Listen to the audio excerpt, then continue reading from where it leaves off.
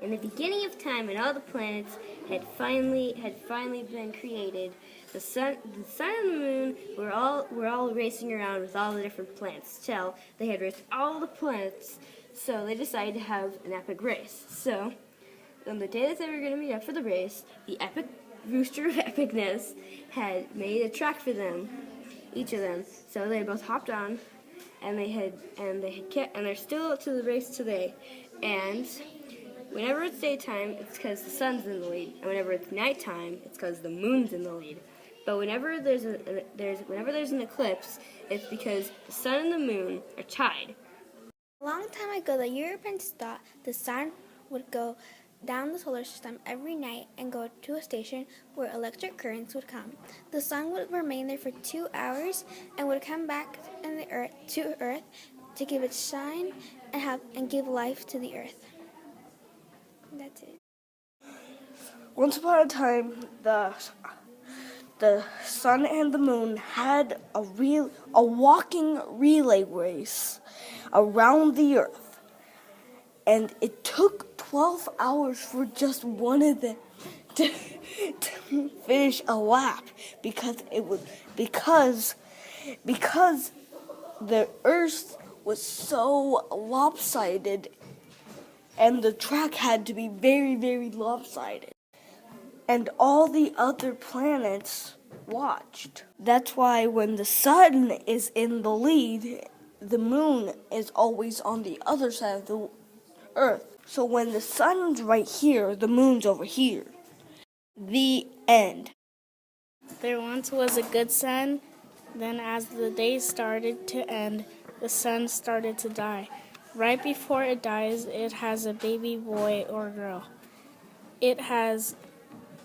The baby boy or girl grows up before the next day. Then right before the next day, it gets a job for the new sun, and then the cycle keeps going. The sun is like a light bulb. It turns off and on by the man on the moon. When it's dark, he puts his pajamas on and goes to sleep. But when it's daytime, he wakes up and sits on the moon until it's dark and says goodnight to everyone. The earth was carried by a giant bird. The bird had the earth on its wings, and the sun and the moon rotated around the bird. When the sun was above the earth, daylight was in session, but when the moon was above the earth, nighttime was in session. And the bird's feathers were over like 5 pentillion miles long, and they had like galaxies on it, like each wing. Our idea was that each wing was a universe.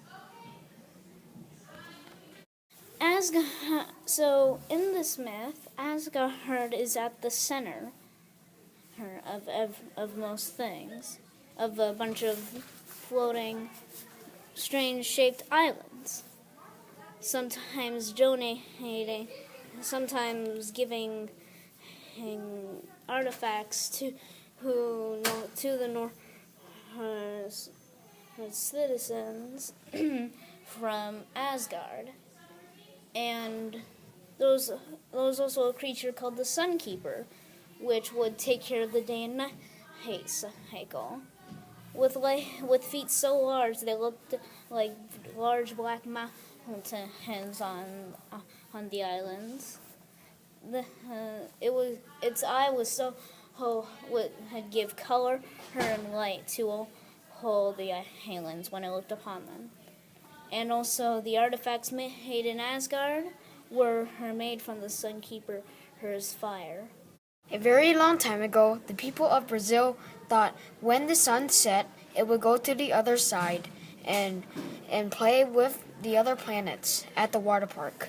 When the sun is going to rise, the sun goes up into the sky and works as being the sun. Now that's the story of the sun in Brazil. A long time ago in Thailand, the people who lived there thought the sun was a big yellow apple. And when the sun went away, it was just replaced by a red apple, the moon. So God ate 2 apples a day. While he is eating one apple, the other is facing the earth. It's an infinite loop with an infinite basket of apples, too. During the night, while our heads are on pillows, The sun replaces itself with the moon when he is done playing with us. When he is done, he plays with the other side of the earth. He leaves us cold and goes on to the other side and makes them warm and happy. When it's night, the sun goes on protective mode. The sun stares at the stars, waiting for them to attack. Suddenly, the stars flash to the sun at light speed. The sun commanded the asteroid belt to shield the planets and itself, but they forgot Pluto. The stars attacked the shield of asteroids, including Pluto. The sun was getting stronger little by little while Pluto was getting hurt. While Pluto was disappearing, the sun blew up the asteroid belt with his plasma. The explosion killed the stars. When the sun checked the planets, Pluto was missing.